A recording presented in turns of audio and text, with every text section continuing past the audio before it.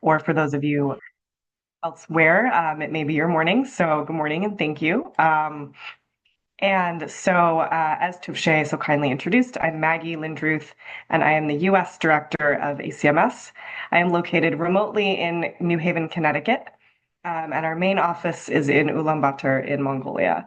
So I'm going to go ahead and share some slides here with all of you, and we're going to get started. So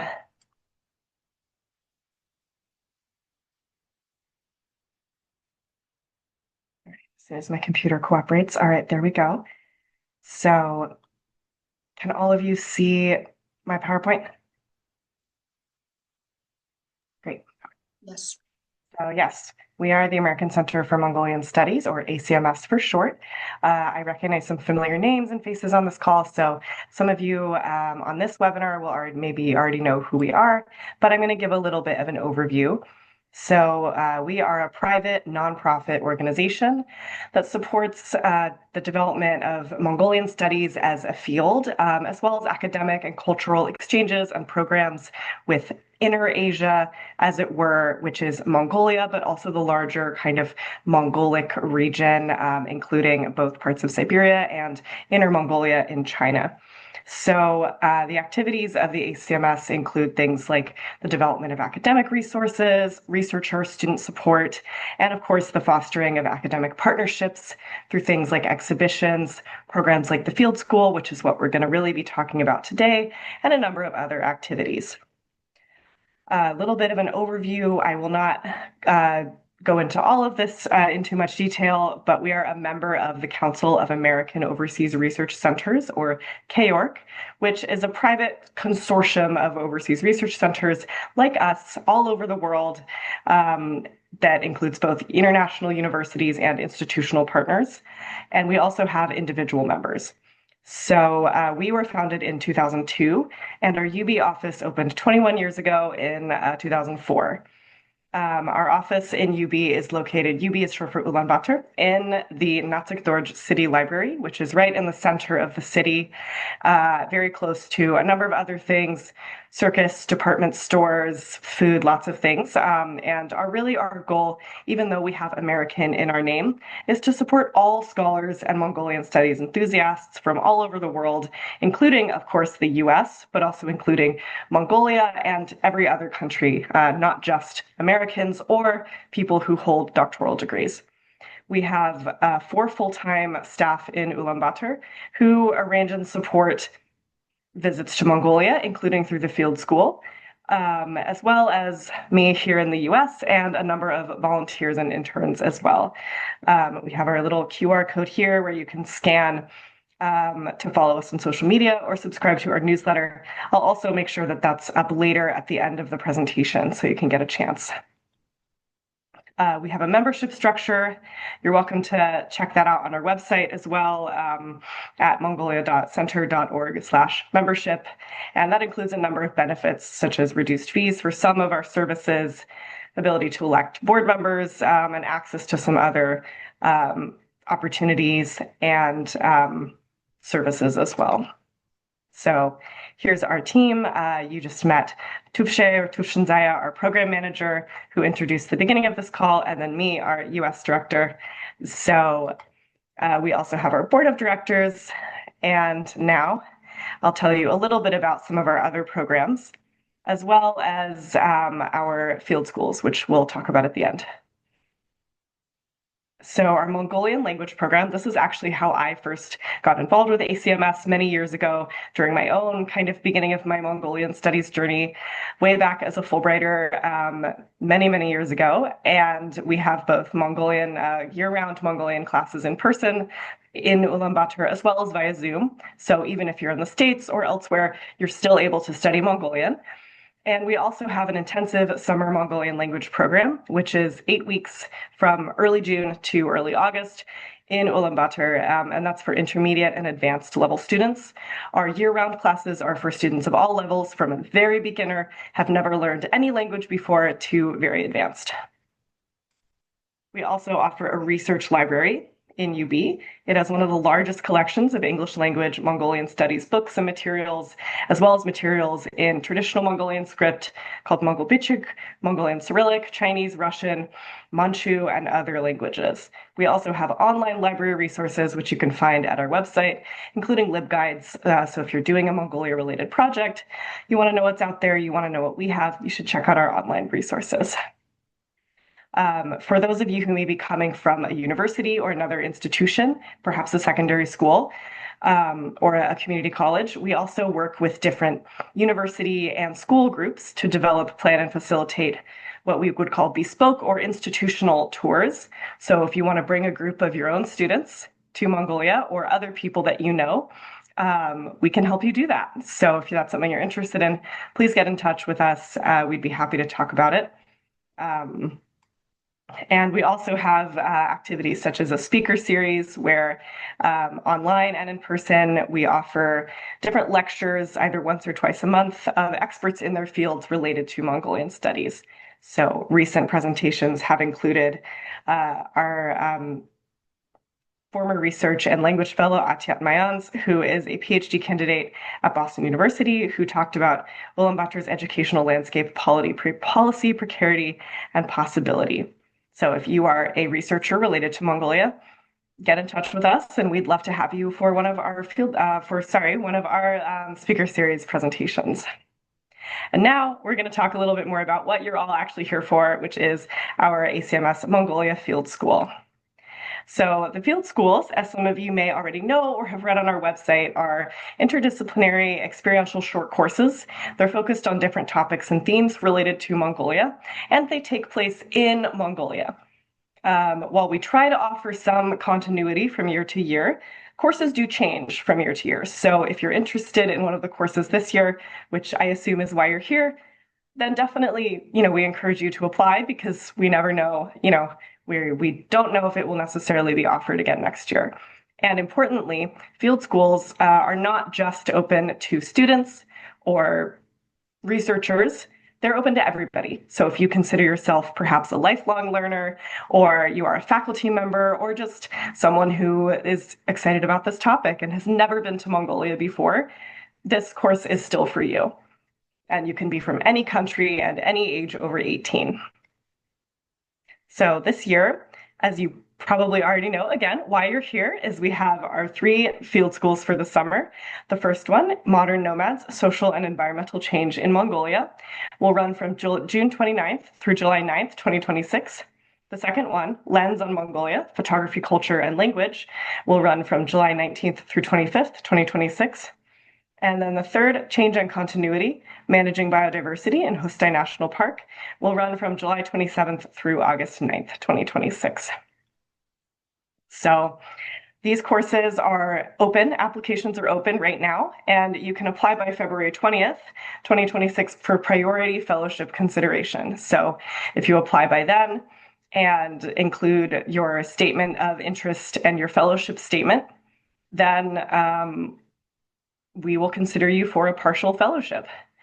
We do not offer full tuition fellowships, but we do offer usually up to about $1,500 to $2,000 in fellowships for qualified applicants who make a really strong case for why this fellowship is important to you in terms of maybe your studies or your career goals, aspirations, your personal interests, or other factors that may influence your ability to participate, but why this is so important to you.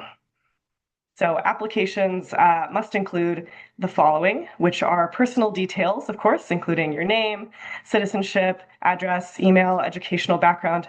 Citizenship is not something that we collect to make an admissions decision. It's just something we collect so that we know where our participants are coming from, and also so that we can advise you on what you may need for a visa if you're coming from a country that requires a visa to go to Mongolia. We also require a statement of interest, that's pretty brief, and an explanation of any previous experience you have in remote areas. So if you are a big camper, or you like to trek, or you've been on other kind of experiential or service learning projects, or you once went on a road trip and broke down in the desert for 3 days, we would love to know about that and, have a sense of whether or not, you kind of have an idea. And if you don't have that much experience in more remote areas, that's okay. What we're looking for is an excitement and interest and enthusiasm for experiencing some of that, as well as an understanding that some of your facilities, amenities, things like that may not be, the Hilton. That's not, that's a little bit different. So, but you'll still be very comfortable. So that's something to consider. And then we also ask for a CV as well as an optional letter of recommendation. So now I will turn it over before we get to our questions slide.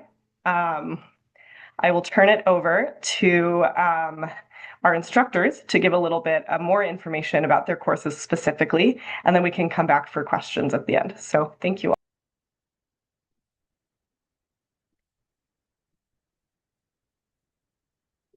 Okay, hello everyone. My name is Sirman Yemdova. First, I would like to thank the ACMS for organizing Summer Field School in Mongolia 2026. I'm also grateful for everyone who has joined this webinar and shown their interest in our field school by taking time to learn about ACMS Summer Field Schools. This year, as you has learned, ACMS is offering 3 courses based at Hosta National Park. One of them is Change and Continuity, Managing Biodiversity in Hosta National Park, which will take place from July 27 till August 9th. Participants will spend most of the time at Hosta National Park, like 11 days out of 14. This course will be taught by these 6 instructors. Before we move into overview of our field school, each instructor will briefly introduce themselves. So I will start with my short introduction. As I mentioned before, my name is Sirman Yendua, and I'm involved in 3 courses at Hosta National Park this summer. I currently serve as a senior lecturer and head of the Department of Public Administration, School of International Relations and Public Administration. I earned my PhD in Nature Resource and Sustainability from University of Alaska Fairbanks in 2024. My doctoral research focused on implementation of community-based nature resource management within the buffer zone of Hosta National Park. Also, my research interest includes like community-based natural resource management, rangeland management, and climate change. And I have previously participated in ACMS field schools several times. For example, in 2022, I worked as a coordinator and translator for boarding and climate change field school. And in 2024 and 2025, I served as a lead instructor for the 3 courses, which one of them is same as this one. Now I would like to ask our instructors to introduce themselves. Is there Dr. Tirindolum?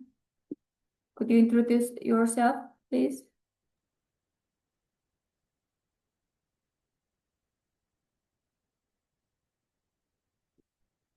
It seems she's not here. But Batsaya? Oh, Tirindolum is here. Okay, you can introduce yourself now. Oui. Tirindolum first and Batsaya. Ouais.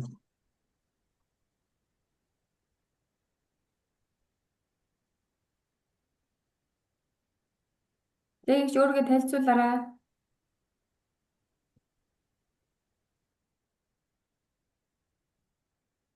Сонсохгүй байх шүү.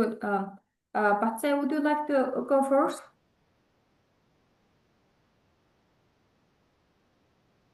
Yes, sure.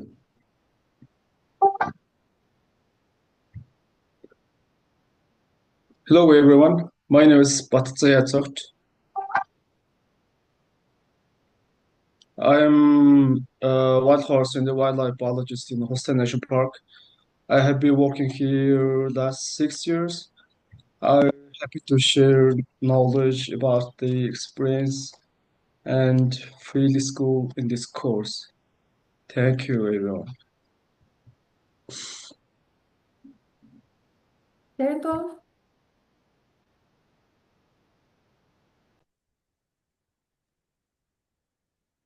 I think she's microphone is not working. I see, I see. Okay. So I will go further.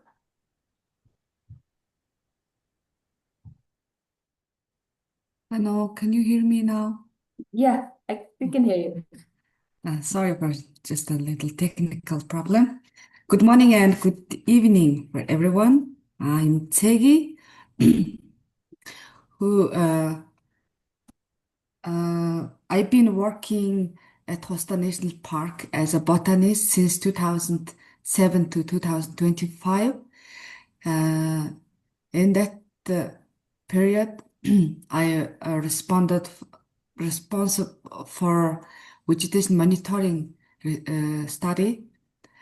And for the course, I will charge of the plant day, botanical day.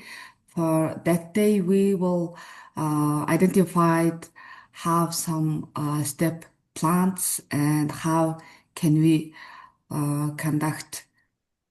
I will guide the how can we conduct the monitoring, vegetation monitoring in that days. And my major is the biologist, and I graduated at National University of Mongolia in 2009. Uh, last, I defended my PhD thesis on the vegetation dynamic of Hosta National Park in 2023, and I hope we will find very good result for the program upcoming summer. Yeah, if you have a question, I will try to answer. Okay, thank you so much. Since the other instructors are not here, I will introduce themselves in brief. One of our instructor is Dr. Usukjal Dorj. He is a professional biologist. He had been working as a wildlife and wild horse biologist at Holstein National Park for over 20 years. Currently, he is working as a senior lecturer at biology department at National University of Mongolia. And the next instructor is Mr. Orunbay Gambot. He's also a biologist and he works as a protection manager at Hosta National Park. And he's specialized in studying wolf at Hosta National Park. Also, we have Mr. Piotr Pruto. He worked as a buffer zone manager at the Hosta National Park for over 10 years. Now he's doing some consulting on agriculture and food security. So as you can see, we have very distinctive six instructors for this course. Before discussing the key components of our field school, I would like to give a brief overview of Hosta National Park. Hosta National Park is one of the Mongolia's protected areas, established in 1992 with the primary goal of reintroducing Przewalski horses to its natural habitat in Hosta mountain range. And the Przewalski horse is a rare and endangered species, and it's recognized as the last remaining truly wild horse in the world. As of 2025, the population of the Przewalski horse at Hosta National Park has grown to around like 400 individuals. Other than Przewalski horse, there are other important wildlife, including the red deer, Mongolian gazelle, Argali sheep, wolf, and marmot. And this course is about how climate change is impacting biodiversity of Hostai National Park, and how Hostai National Park is continuing their biodiversity management, even during this difficult time of climate change. In this course, we would like to emphasize the intricate relationship between climate change and biodiversity conservation within the park. And this course aims to provide a deeper understanding of how climate change affects the park's ecosystems and the species as well, which depend on the park's ecosystem, while exploring adaptive strategies for effective biodiversity management. This field school will focus on three main parts. First, two aspects are more related to climate change. So first one is biodiversity conservation in a changing climate. But in this session, participants will begin by exploring biodiversity conservation at Hostai National Park, gaining insight into its diverse ecosystems and efforts dedicated to preserving them. Also, the program offers an in-depth understanding of Hostai National Park unique features and conservation strategies. And participants would engage in field work to study wildlife, including Przewalski horses and other important species, and learn ecological research techniques through activities like vegetation biomass assessments to support conservation efforts. The course will also explore the impacts of climate change on biodiversity Hostai National Park. So participants will explore Hostai National Park's vegetation diversity and ecosystem dynamics with parks by botanists, focusing on climate change impacts, vegetation change, and mitigation strategies. The participants will study flowering periods, seasonal variations, and future ecosystem projections.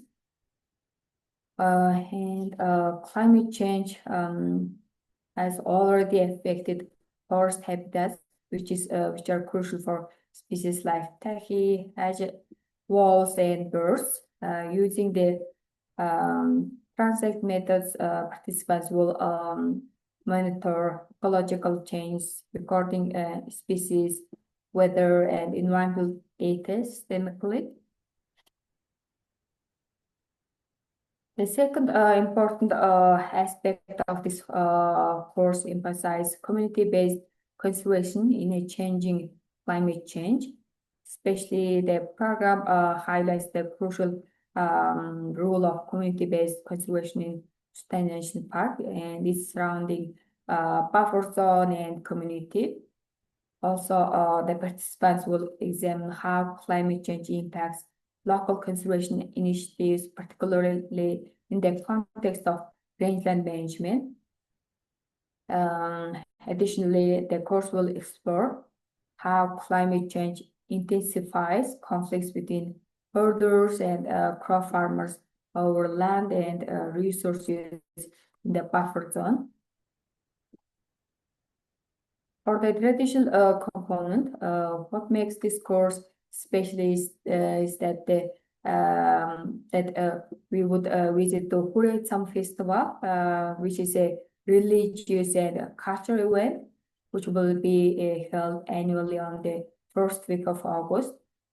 This festival offers participants a unique opportunity to experience its vibrant tradition and its spiritual significance.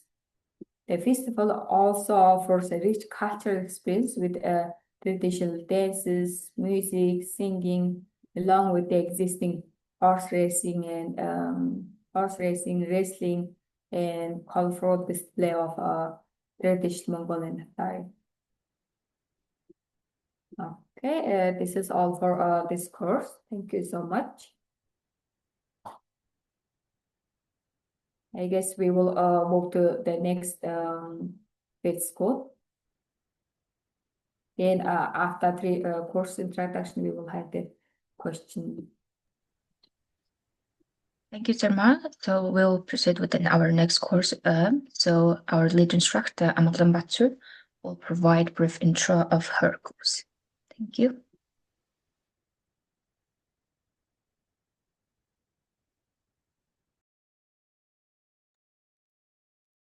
Okay, hello everyone. My name is Amagdan Batsur. I got my PhD degree from University of Alaska Fairbanks last May of 2025. So also Dr. Tserma Nyamdawa, who is also our University of Alaska Fairbanks graduate, will be joining for this field school called Modern Nomads, Socio-Environmental Change in Mongolia. So this is a 11-day field school, and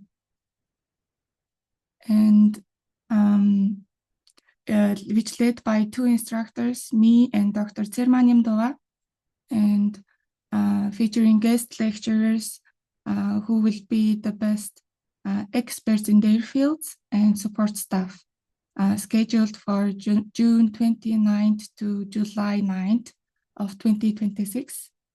So no prior experience is required for this field school, and all instruction will be in English. And when the translation is needed, Tserma and I will be stepping in for translation.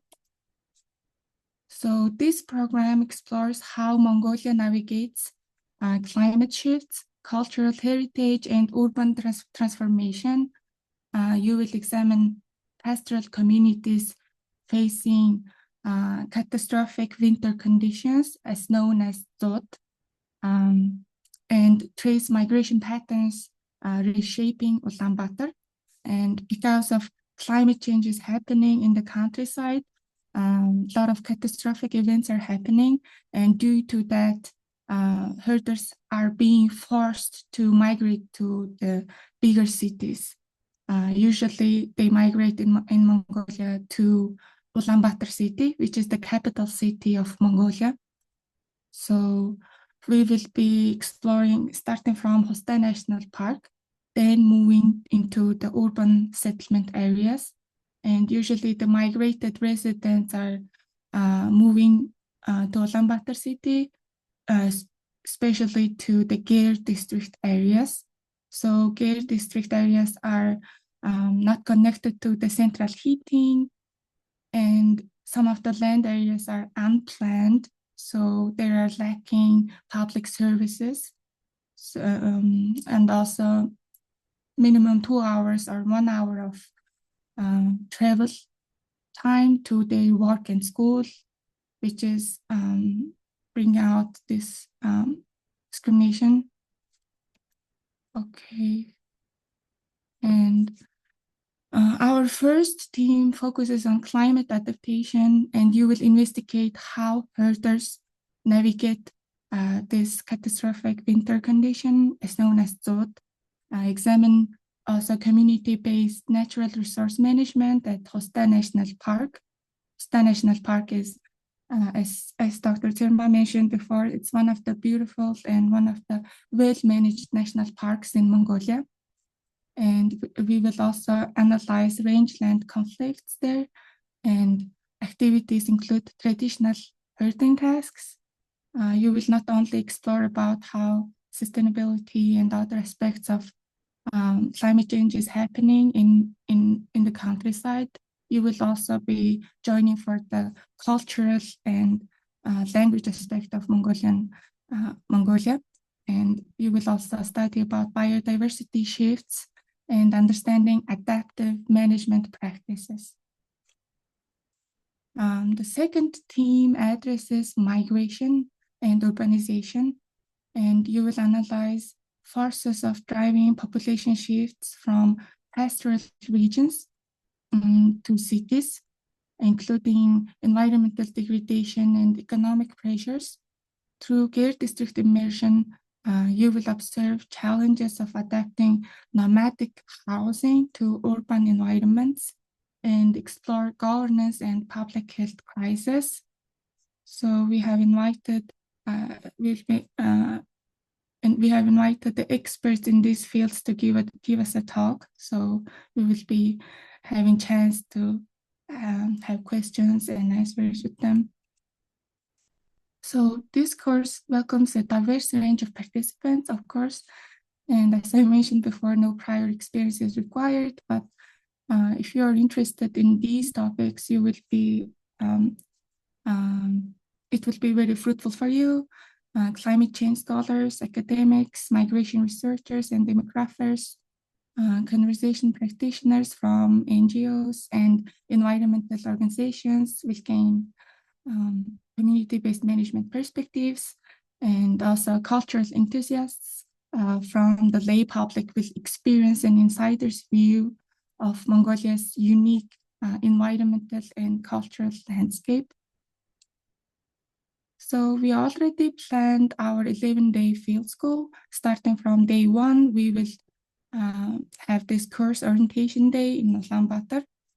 And starting from day 2, we will travel to the Hosta National Park, and we will have community-based rangeland management, changing biodiversity in Hosta, and each topics will be led by our instructors. And on the day 6, we will have mini Natam festival. So Natam is one of the prominent cultural aspect of Mongolia, because we celebrate Natam only during the summer days. And you will have experience to see and join Mongolian wrestling, horse racing, and archery. And during the day 6, we will go back to Ulaanbaatar, and day 7, we will be starting we will dive in more into internal migration side topics. And our field school is ending on the day 11, so we would like to create more practical plans and policy recommendations. I know that it sounds very official, but from your side, it will be very fruitful and helpful for us if you present us your practical solutions. You can pick in one of the challenges that we are currently facing right now, or you can talk in general, and so that we can present our solutions to the local officials and community leaders, which will be the transforming learning into more tangible results. So join us for the transformative 11-day field school in Mongolia.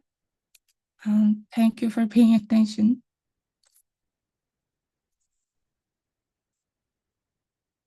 Right, thank you so much. And next, our next course instructor, Corey Norman, please go ahead.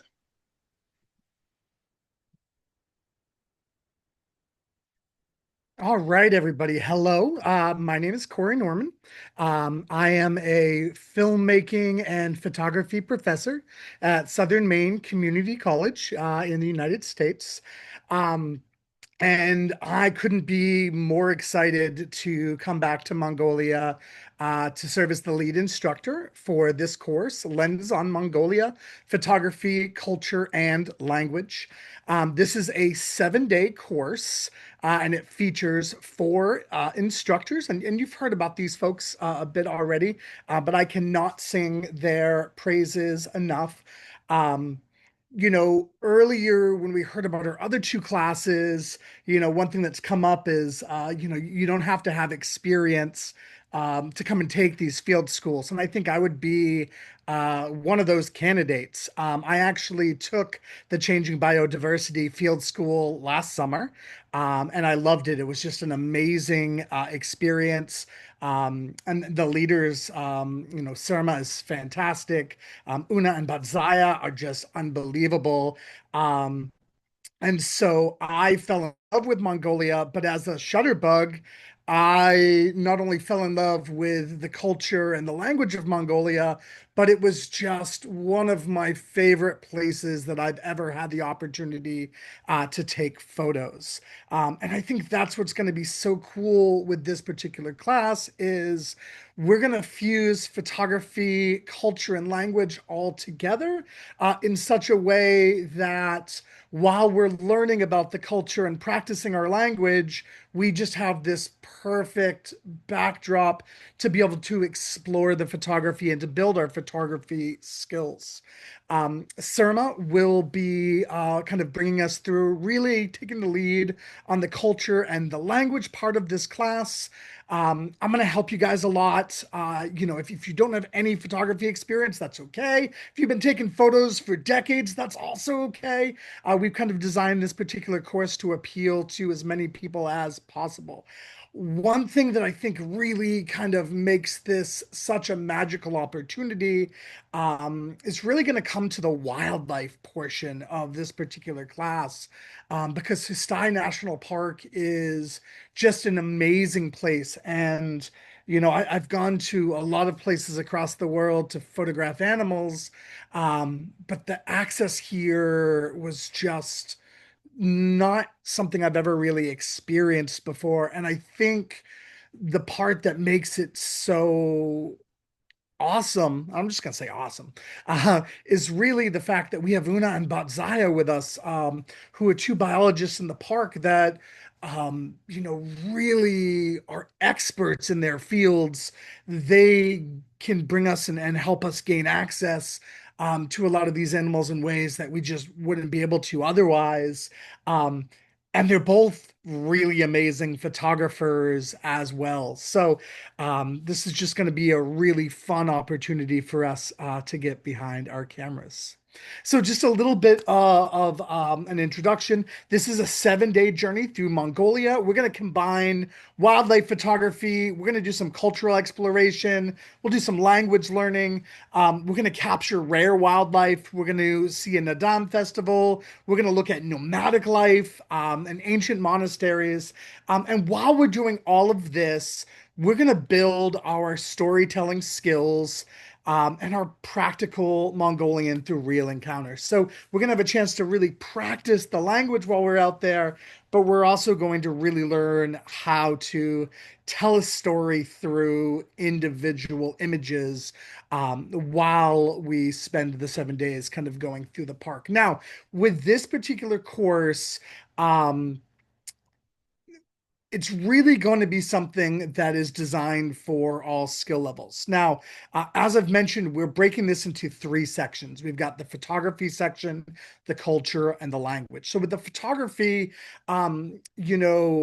whether you've only ever really used a cell phone or whether you're a professional with DSLR, we're going to really kind of set this up so that you can gain technical and creative skills through a blend of classroom sessions, hands-on practice, and critiques. We wanted to keep this accessible. When I teach, oftentimes students get so hung up on what gear they have that they lose sight of the fact that it's really about that visual storytelling. And so that's going to be really at the forefront of our learning outcomes as we go through this journey together. But I don't want folks to feel isolated if you don't have access to DSLRs, etc. There are a lot of great apps that we can use that will turn your cell phones into more professional cameras. And I'm currently working out a deal with Adobe to get us access to some Adobe software throughout the entirety of the course. Because things like Lightroom Lightroom can really be great assets to help us bring your photography up to the next level. Now, during this class, not only will you build a portfolio of your striking images, but you're also going to deepen your understanding of Mongolian culture and language, giving your photography greater context and meaning. Now, there is some recommended gear, but again, as I said, whether you have professional DSLR or whether you have a cell phone, we can really kind of cater as we go through this experience. If this is a class you sign up for, I'm going to be reaching out to you folks prior to our class, just so I can really learn what your equipment is. And that way we can kind of work through some of the learning curve before we even get into the field. Now, that being said, last year I was able to come and take a whole lot of photos while we were in Mongolia. So there were some things that I had with me, and there were some things I wish I had with me. If you have a camera body, a DSLR, or a mirrorless with charger and extra batteries, that is definitely ideal. I found that last year I would go through two-ish batteries a day. So definitely wasn't going through, a crazy amount, and it was enough that I could charge up every night in our GUR. So definitely, though, you want to have a couple batteries with you. As for lenses, a standard zoom lens like a 24 to 70 or an 18 to 55 would be great. But for the wildlife, you really want something longer, like a 70 to 200 or a 55 to 250. Last year, I brought a 70 to 250 lens with me, and it worked great. But there were times where I wanted to get a little closer to the animals. And so this year, after having some talks with Una and Vatzaya last year, I invested in a 600 millimeter, which will be great for that wildlife. I will say the zoom functionality on the cell phone is the only part that I think is leaving a little bit to desire. So that's something to kind of keep in mind. A wide angle lens for landscapes and architecture could be nice, but definitely not a requirement. Make sure you do have some memory cards with you. Tripods can be really helpful. Depending on the weather, when we're in Hustai, it is, a dark sky park. It's just, there's no light pollution. It's amazing. And so if we have any clear nights, if you have a tripod, we could do some astral photography in the park, and that can be something we play with. A camera bag can be helpful. Definitely want to bring a lens cleaning kit. A lens cloth, same thing you use for your glasses would be really ideal. What I found kind of going through this last time, it gets really windy on the step. So definitely being able to clean that regularly is helpful. Rain covers can be helpful. External hard drive to back up your photos. Some folks, last time I probably could have left everything on my memory cards, but personally, I'm one of those folks that believes in redundancy. So having that drive was great. A laptop or tablet to edit your photos is really helpful. If you have a camera that you can upload, directly to your phone, I use a Canon R5, which allows me to wirelessly transfer images. A lot of the newer Sonys do that. And so on something like that, you could definitely utilize just your phone. We're going to look at Lightroom, not only on a laptop, but also, on a cellular device for retouching. So we definitely can kind of work through either. And then a card reader or any necessary cables.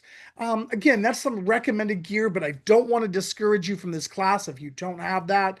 Again, if you let me know what equipment you have, I'm more than happy to kind of work with you, so that, you can get the best images as possible without breaking your bank. Now, the second section of this particular course is all about the Mongolian language. And so as a student, you'll learn some basic Mongolian skills throughout the course, starting with some simple greetings in Ulaanbaatar, and then practicing conversational phrases in a real life setting. Having gone through the biodiversity class last year, this was one of those areas where we got a day early on in language, and we all really enjoyed it, but we wanted more language. And so I think that's a great part with this course is we'll be able to put more of an emphasis on that language component. Now, by interacting with monks and herding families and local communities, language learners becomes learning becomes a meaningful tool for cultural connection and deeper engagement with Mongolian daily life and traditions. And then the last part of this is going to be Mongolian traditional culture. Um, so you'll get to taste some authentic Mongolian dishes. You'll visit the Chinggis Khan National Museum, which is such a cool place. We'll visit the Ganda Monastery, and when we're there, we're going to do some street photography, which is one of my favorite things to do. The monastery is just amazing, and it's such a good spot to capture moments. We're going to spend some meaningful time with herder families. We're going to experience a Nadam festival or a Mongolian nomadic lifestyle event. And again, these are just ripe with color. There's so many great opportunities just to take photos. I must have taken probably 1,500 photos at the Nadam Festival last year. Um, uh, yeah, and then we'll also get to watch a Mongolian woman making some traditional clothing, and I think it's what's really great about being able to fuse these cultural elements with the photographic elements is it is going to give you a deeper kind of connection to what we're experiencing, and oftentimes when you're taking photos, it allows you to slow down and connect with your subject matter in a way that you're not always able to without that medium. And that's it for my presentation. It sounds like we're going to go to questions in a little bit, so we'll save those for then. Thank you. And I look forward to meeting some of you guys.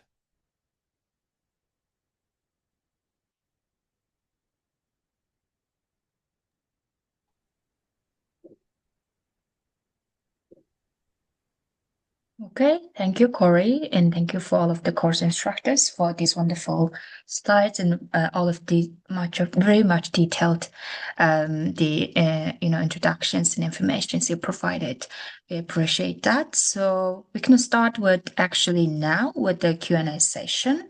So as I said before, you can leave message in the chat box. So I think, yeah, it was not a question. So I just looking at the chat box. So thank you, John.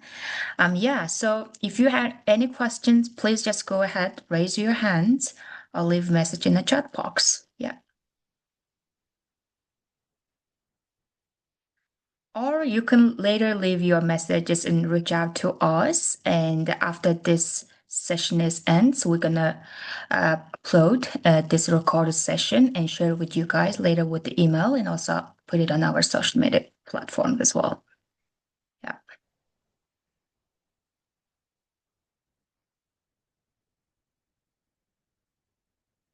So our question is from John. For each of the courses, how many days in a row are we out in the field? So maybe we can start with Corey's. Corey, can you? Yeah, of Mhm. course. Yeah. So with that particular course, I mean, I can just kind of give this really quick. The first day is in Ulaanbaatar. The second day is also in Ulaanbaatar, but then we head over to Hastai from there. Then days 3, we'll spend some time with the horses in Hastai. Day 4, we're gonna do sunrise on the steppe. Let me see. So that's the field. Day 5, we're gonna go to the dunes. So that's also out in the field. And we'll also go to the monastery that day. Day 6 is our time with the wolves and the Argali sheep in the morning, and then over to the Mongolian deal in the afternoon. And then day 7, we're back in Ulaanbaatar. So we're in the city for like 2.5 days of our trip, and the rest of the time is going to be spent out in the field. Yeah. Thank you. And Selma? For our course, the participants will stay in the destination park for like 11 days out of 14. So the rest of days we will be in Ulaanbaatar. Okay. I'm also. For our field school, first day will be newbie, and I started from day 2 till day 6, we will be at Hosta National Park, and on the day 6, we will be coming back to UB, and until end of the day 11, we will be in UB.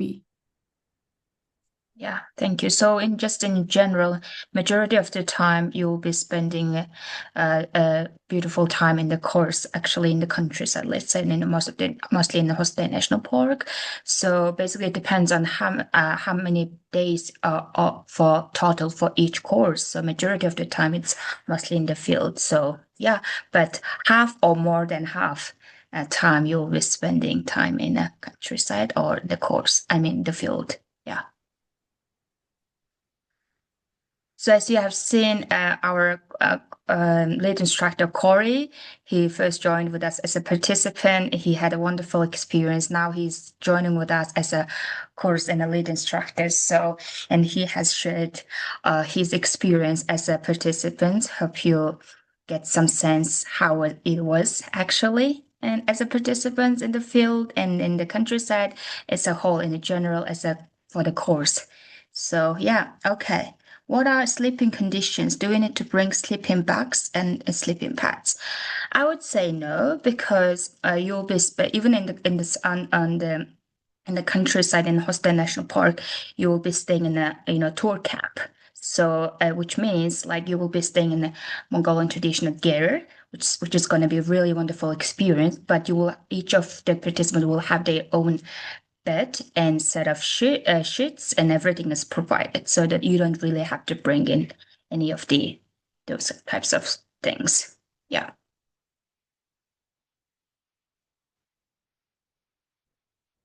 And of course, in the city, and the days you're spending time in the city, you will stay in a hotel for like twin occupancy.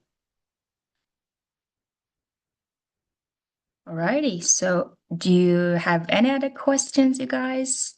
We'll be happy to answer. We'll be happy to address any concerns also you may have, and we are very much excited to have you guys for upcoming summer. And the timing is great because the summer is the best time in Mongolia. All right, so the photography course, how many days in the classroom versus the field? Corey, you want to answer that? Yeah, of course. So for the photography course, we're going to front load it a little bit. So I'd asked if we could do a couple of Zoom sessions ahead of time to go over some basics. So we'll do that. We're going to introduce new photo concepts every day, but we're going to be taking photos every day. So even on our first day in the city, we're going to do some street photography. So whether we're in Ulaanbaatar or in Hostai, we're going to be taking photos every single day that we're involved in that course. So how about the flights? Do you help with the reservations or have any suggestions? So we are not particularly involved in this process of reservations in flights. It's on your end, but of course we can provide a certain suggestions in terms of the flights, if there are any direct flights. From last year, United Airlines actually started this flight, but of course it's not direct flight through Japan actually, and also you can come to Mongolia through through Turkey, Korea, China, and now Japan. So those are the four major flight connections to come to Mongolia. So we can provide you certain suggestion. When we also after this information session, we're gonna have another set of information sessions as well. Maybe mostly in terms of the more of addressing the logistical side of the programs as well. So during those sessions, we will try to provide all of those questions and provide certain suggestions and also information as well. I can say, as a foreigner who's done this journey quite a few times I don't know if you're coming from the US, but at least from the US, yeah, I have lots of suggestions and passionate thoughts about, routes and airlines that I prefer, and I'm always happy to share those. We're not sponsored by any of these companies, unfortunately, but yes, I'm always happy to share any of that info. And we do provide airport pickup and drop off for a pretty nominal extra fee. So, once you get there, we were able to make sure that you have someone waiting for you at the airport and you're not kind of, yeah, alone in Mongolia for the first time ever. So don't worry about that.